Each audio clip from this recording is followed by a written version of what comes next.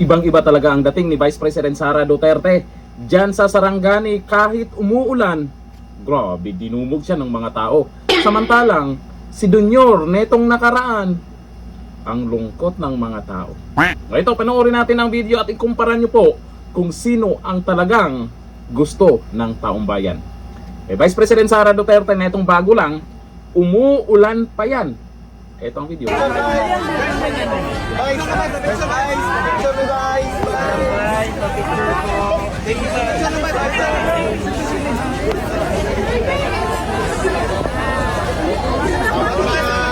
Sarangani po yan. Siyempre, yung mga tao po ay may pinagdaanan. Pag nakita nila ang isang BP Sara, kahit saglit man lang, makakaramdam sila ng saya. Paano nga kung si Dunyor?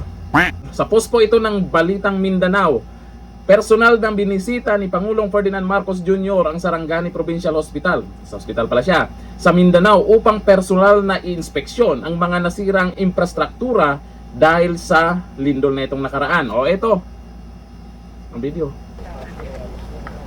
Ay, tingnan mo naman yan. Mingaw man. Bakit ba talaga ang mararamdaman ng mga tao kung yung pupunta sa kanila, mahal nila at alam nilang mahal din sila. Si Dunyor, bakit ganyan yung reaksyon ng mga tao nung pumunta dyan sa Sarangani? Ibig sabihin lang nito, hindi talaga nagsisinungaling itong mga lumalabas na survey nitong nakaraan na negative na nga siya.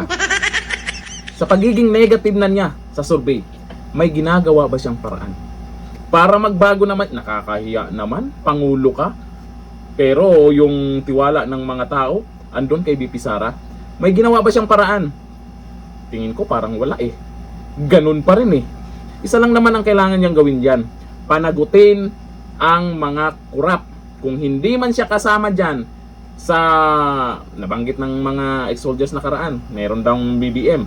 Kung hindi man siya kasama, dapat seryoso siyang paimbestigahan yan. Yung makikita ng mga tao na talagang gusto niyang panagutin itong mga kurap, dyan siya nasisira Tapos sabayan mo pa kay Auntie Claire. Dito na natin, Q. Bye.